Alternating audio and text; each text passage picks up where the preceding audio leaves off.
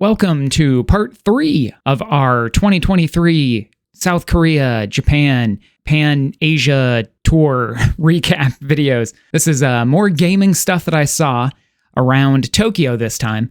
Mostly it's going to be Akihabara, because of course that's where a lot of the game stuff is.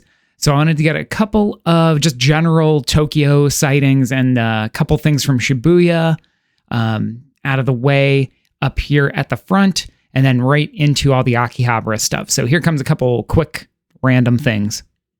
Pokemon stuff, pretty much universal across Japan. There were tons of little snacks and things like these. I forget what these were, but they had some dairy in them, so I couldn't eat them.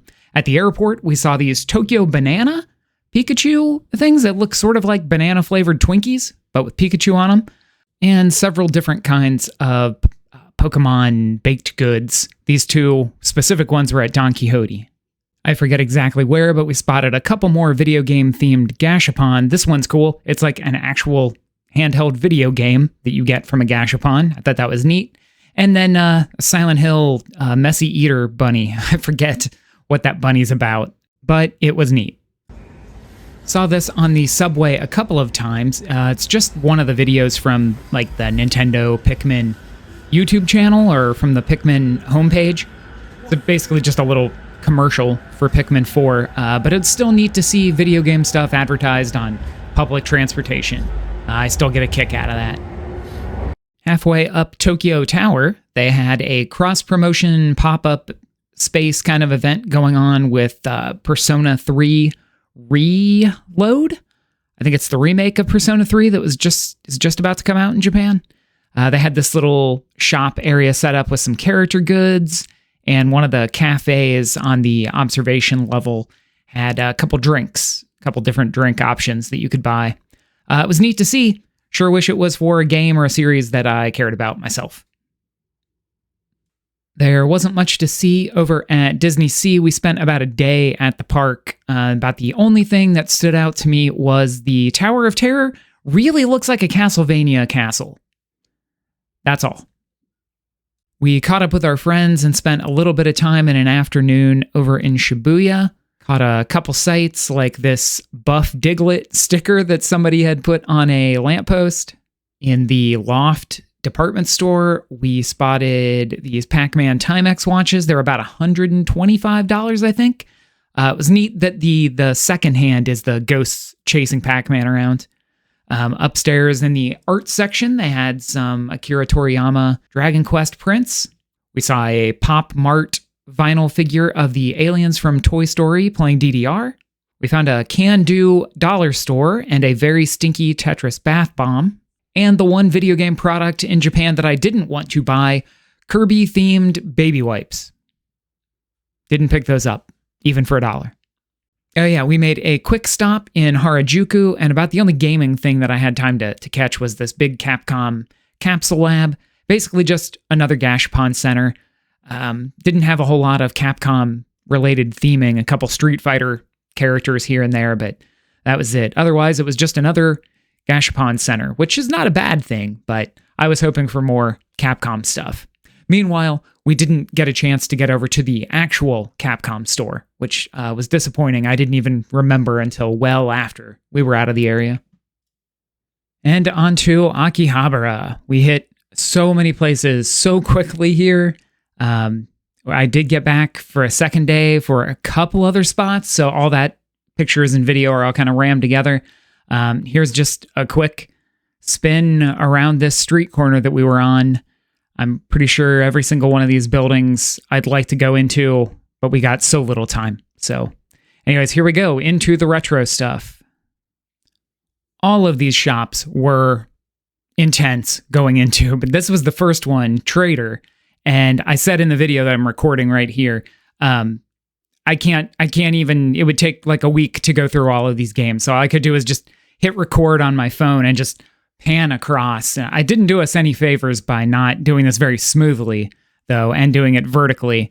But in some aisles, you know, like you couldn't even get your arms sideways to hold your phone sideways. And I just editing this video, going through and seeing stuff in here that I never even had a second to notice when we were there. I just saw Gimmick, a friggin' Dead of the Brain Collection 1 and 2, Time Gal right there on PlayStation. Gosh, just so many things. Here's a couple still shots. This is all PlayStation 1. I spent the 9 months leading up to this trip once we knew for sure that we were going to go, starting to learn Japanese. I got really good. I mean, I'm pretty decent at reading hiragana and katakana, but the one thing that I wish I had thought to prioritize in learning was how things are organized on shelves. Because to look for anything except like these two top ones that weren't facing out, like this awesome Macross box and this other poppin' music, like just to look across the aisles here, like I would have to pull out every single box to see the cover, and I could, recognize them much faster than sounding out the hiragana and katakana on the spines. So, and not knowing, where does A fall, where does ka fall, in organizing these things. So that was one shortcoming, I guess. One thing I didn't realize I really needed to work on figuring out ahead of time. So I didn't get to look at as much stuff as I would like to have because I couldn't, I just couldn't take the time to pull everything out and look at it. But man, I'm going to say it in every one of these shops, every one of these segments. It's a lot to try and take in as someone who's been into games for so long, and Japanese stuff especially. Gosh, I've already said it in this segment. I could spend like a week in every one of these shops just seeing what they have. So we had a couple sections there of PlayStation 1 games, a section of Mega Drive Genesis games, and now here, up to this point in the trip anyways, the first store we went into, the most Saturn games I have ever seen at once in my entire life. Here's a couple of pictures that Katie grabbed. A Game Boy Advance section.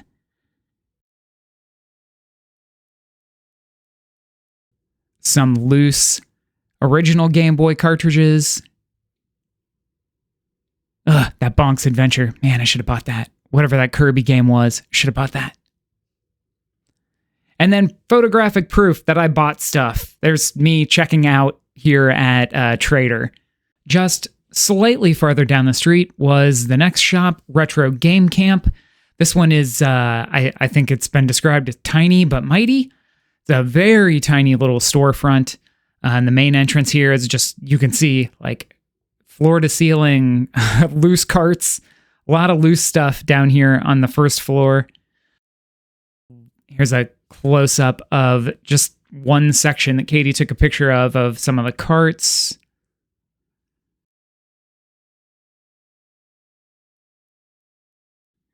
And then you can see, we're going to get another shot here, zooming back in. Way at the back, there were a couple loose racks, or a couple racks of accessories and stuff. And then there's a staircase that we're going to take up to the second floor, an equally narrow and steep, precarious staircase. It goes up to the second floor where most of the hardware and stuff is. Well, hardware and then newer consoles, newer games, I guess.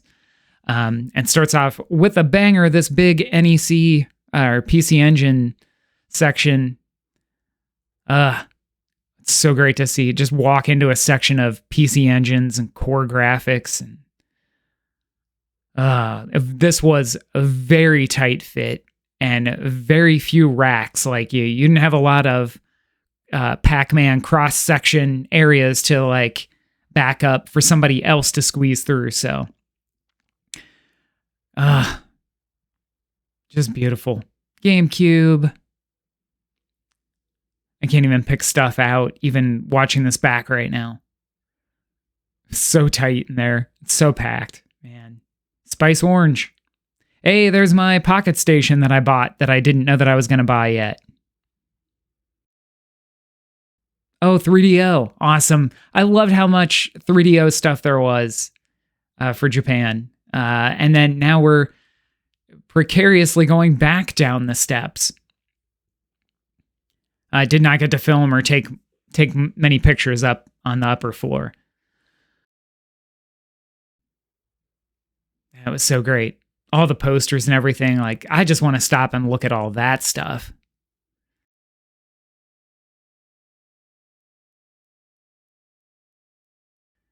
And now we're back down on the ground floor, moving on to our next stop. Next stop was Book Off in Akihabara. I'd heard my friend Chad talk about Book Off quite a lot. I was excited to get to one finally. It's sort of like the Japanese equivalent of half-price books, except 1,000 times bigger and more cramped. I didn't get many shots of the actual, just the shop, because it was just kind of wall-to-wall shelves. But I did get a couple shots of some games that I spotted. Not all of them are Earth Defense Force, but they're all weird. I was happy to hold in my hands a copy of Boku no Natsuyasumi. Yeah, I couldn't read it even if I bought it. And then also Moji Piton. I guess I'd heard of it before. But it looked fun, but I forgot that it's like a board game or like a word game, so it probably wouldn't be possible to read anyways. That was about it at Book Off. I didn't take too many pictures of the actual store because it just kind of looks like any other big store full of shelves of stuff. So let's move on down the street. Oh, here we are. Like the man said, here we are at the world famous Super Potato in Akihabara. A very inauspicious entrance to the place. We're going to wait here for the elevator this time, but there are, if you want to take the stairs, there's plenty to see on the way up and down. Even the stairs are decorated. I loved all of the posters and flyers, like all the old, posters and ads and stuff that they just have up all over the place. In the hallways, even the hallways are full of stuff to look at. I'm just going to give like each of these pictures here like 20 seconds to pan across. And I'm just going to ramble about whatever I happen to see there because there's a lot to cover. As you can see, just about every shot you could take in Super Potato is dense with things to look at and call out. Even the edges of the shelves have stickers on them that I'd like to scrutinize. Here's a picture that Katie got of me frantically shopping, holding my backpack and the bag of all the stuff we'd already bought out of the way so people could maybe attempt to squeeze by. Nice Sunset Rider and Piposaru sighting on the side of the shelf there. These books down here at the bottom are really cool. I'd seen releases about a couple of them. I think the DS one is the most recent. They're just these thick tomes of like a little blurb and a screenshot or a cover of every game for each of these platforms and a breakdown of a bunch of the different accessories and a bunch of the different like color models and stuff. I did buy on the last frame, the PlayStation 1 book. I really wanted the DS one, just, I don't know, something about it stands out, but wish I could have bought them all. They're all awesome to look at, but unfortunately all in Japanese. Oh, here's one of many random shots of shelves. Just so much stuff to see. Like I'd said before, and like I said, I would say again. There's just so much to look at. There's just so much to take in and so much to flip through. It's not at all like, the used game stores, at least here in the middle of America that I run into, which basically are just full of sports games at this point, or way overpriced, but still mediocre NES and Super NES games.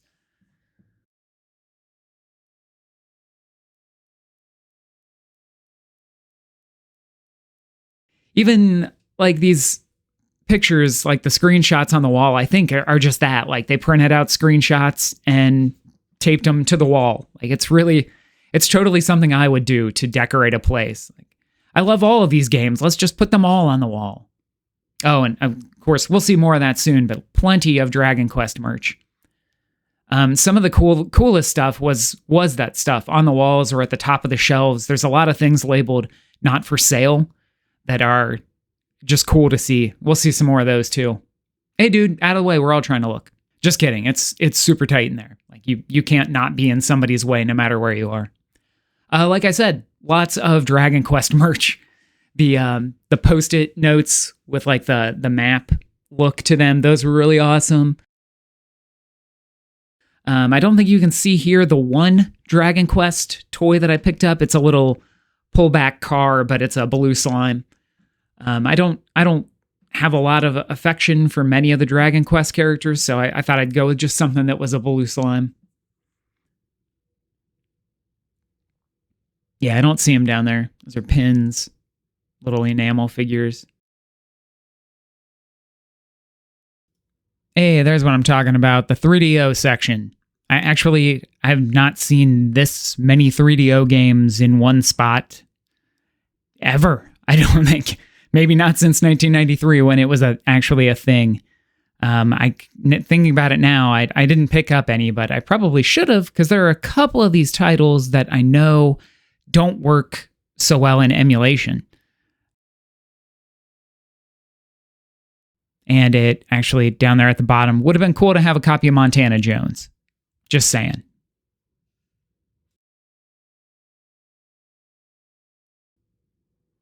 They had of course, a bunch of Nintendo stuff, but I had not seen Kirby chopsticks before, or Kirby bandages, or all these Kirby housewares types of products.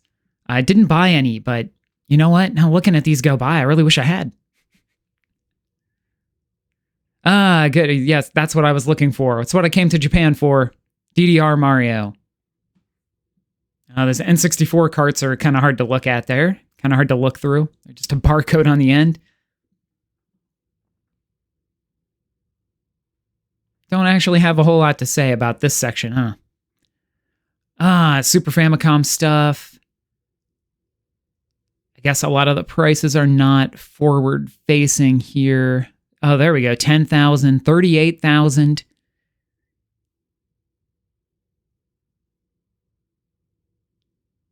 You can tell I'm not a big Super Nintendo person. Some loose Super Famicom carts, also kind of hard to look at. Even if you could read them, I guess those would be kind of hard to look at. Not a surprise. Plenty of Dragon Ball. Some Kinnikuman, Doraemon, Twin Bee. Oh, these were great. I don't think I've ever seen Dr. Mario merch, especially not Dr. Mario World merch. This is now merch for a delisted game, it turns out.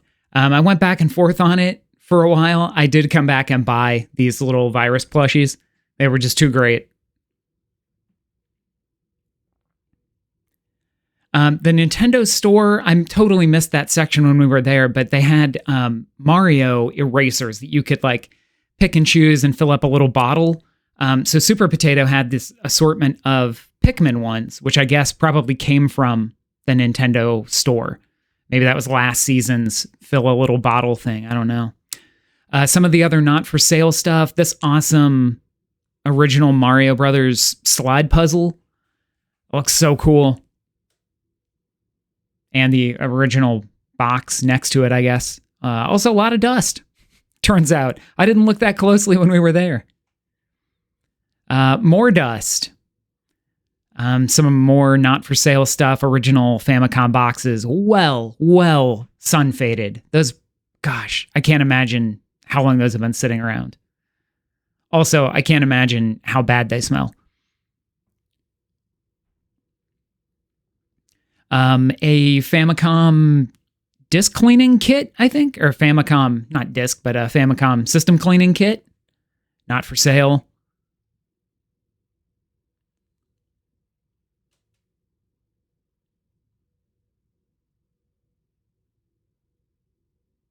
A couple Robs in Famicom colors up there. Some more Famicom boxes, I think. I think I really just took this picture because of these awesome Bomberman figures. There's an awesome not-for-sale Zelda figure case over there. Just layers and just tons of awesome stuff to see. Here's another wall full of Saturn.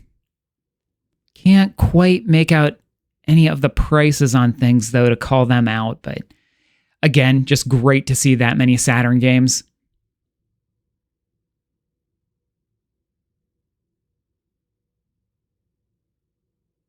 Yes, I did buy another Earth Defense Force game.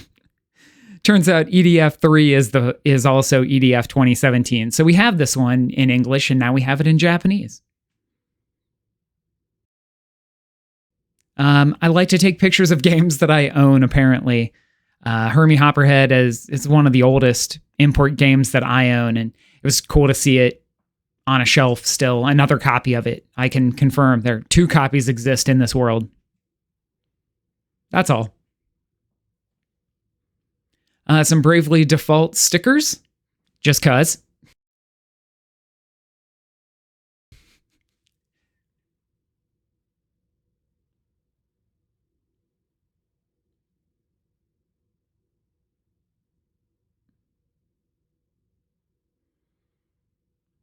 A Parappa the Rapper tambourine that was unfortunately not for sale, originally not for sale, and they also had it marked not for sale.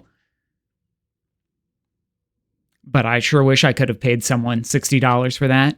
Oh, that would have been fun to bring back in my luggage, right? A shaking tambourine. All right, we're getting into the heavy hitter stuff now. On the left is Alien Soldier from Treasure at about $683. Copy or 2 of El Viento for $302. And one game that I was after on this trip, I did not expect to be around $130 for a boxed copy. I wasn't even counting on the cartridge, the loose cartridge, being about $60. I was hoping I could find X-Ranza, the Japanese release of my beloved Ranger X for the Genesis or Mega Drive, for a little bit cheaper. So I did not pick it up, but I'm glad to have at least seen it in person. I also wanted to pick up Arkanoid DS with the paddle controller, but this sealed one was $165, so I didn't pick that up. I picked up a picture of it, though. Up on the right there, we've got Wampaku Kokun Kukun no Gourmet, which is Panic Restaurant on the NES. That was $605. Gimmick, that did not get released in the US. It got a European release. That's at $1,883. And the most expensive one of them all that we saw the time we were there, Battle Formula, which is Super Spy Hunter for the NES, $3,451, followed up by Tokyo Shirai Soul Brain on the right there. That's Shatterhand for the NES, $744.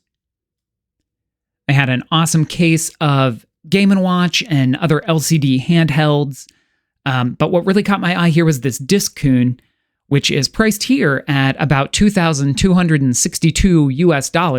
I didn't even realize at the time seeing it how expensive it was. I just said, what's this Discoon about? I'd like to have a little plastic Discoon. Turns out this Discoon is one of 3 prizes for some of the earliest Nintendo-sponsored competitions in Japan. There were 3 different ones and only, maybe 20 of each. This one is actually exceptionally rare because it still has the white box that it's sitting on top of. There are even fewer of those boxed copies sitting around, but apparently the text on the little card says there's been some kind of leakage. So I'm not sure if this was the LCD, if this one has a gold cartridge inside, or if it's the awesome stationary set.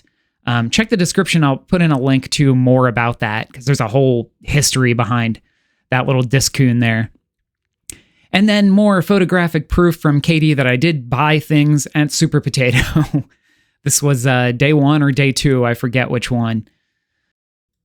Believe it or not, at the half-hour mark in this video, we've got one more big store to cover. But first, just a couple shots here from Seekbase, which is apparently like a small mall underneath the railway viaduct in Akihabara. It's got a Rakathon music store. I think there was a game store in there, but they were closed for the holidays. And then these couple of shots are from the Mandarake Koku. Mandarake apparently is a gigantic tower, and with multiple locations just for like Gunpla and figures, model kits, and stuff like that. But this Koku location is kind of a small, I guess, like a pop-up kind of version of it. I mean, it was still jam-packed with Godzilla and Gamera and Ultraman figures, and Kinnikuman Man and stuff. Just a few quick video game-related sightings in there, though. We got a very vintage Kyo figure from Art of Fighting at $113. A sizable Cutman from Mega Man 2 at $90. This great looking Dig Dug and Puka set at $150. And a Gray Fox figure from Metal Gear Solid at $60. I didn't plan it this way, but the small scale of Seekbase is a really good juxtaposition for our next and final stop, the ginormous Yodobashi camera. It's at least a 6th floor department store with just everything. Electronics, computer stuff, home appliances, toys, games. We didn't even stop on like 3 of the floors. So let's get into just some of the game stuff that I saw there. Right at the top of the escalators is this little display end cap kind of thing for Dragon Quest Monsters 3. It came out in December, so this was kind of lingering on, but it was cool to see a giant Dragon Quest display. Also cool to see was the pre-order PlayStation section. I think all of this stuff is still upcoming. That Dragon's Dogma 2, that Macross shooting image that's coming up. But there's also Prince of Persia down there. There's our Persona 3 Reload that's still coming out soon in Japan as of this recording. And they had a little swag section back tucked in the back of the PlayStation area. I didn't realize that these 40th anniversary Capcom Squarehead figures were going to be released to stores. I thought you could only buy them from Capcom's website. So that was neat to see. Is this a weird shot? I didn't feel like cropping and zooming around, so this is just kind of more of the swag section. There was Apex stuff, acrylic character keychains, whatever that guy's from, Five Nights at Freddy's stuff, Fortnite stuff, kind of the typical stuff we get, but then also some awesome little Capcom stickers, and then some homebrew stuff like 8-Bit Rhythm Land, just sitting on the shelf. Back in the board game playing card section, they had some of the Hanafuda decks, including the Napoleon Mario Hanafuda set. Oh yeah, and Yodobashi Camera just has its own mini Nintendo store. It's got all the typical stuff like Switch games and accessories and things, but it's also got some things that you could find at the Nintendo store, like this wall full of plushies.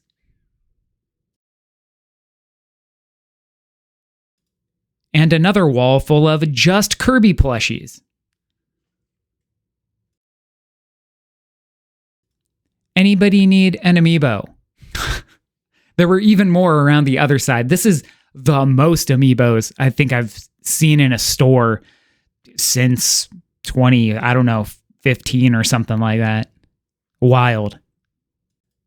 There was a little end cap on one of the aisles for Fashion Dreamer, and people who played the game could leave a little sticky note with their comments and their feedback on the game. That was great to see. Glad to see those funky Taiko Joy-Con controllers in person also. Plenty of Taiko displays around. The back of the Nintendo section kind of bled into other series and stuff, and they had this awesome book and magazine section. It was just a surprise to see that much stuff jammed into 2, 3, 4 foot sections. Katie got the Fashion Dreamer strategy guide, and I got a cool Kirby book. There was also this ridiculous Fire Emblem Engage book. Why is it so thick? And they also had 6 different Final Fantasy Gashapon machines, just like little tiny ones. I got one little acrylic keychain guy.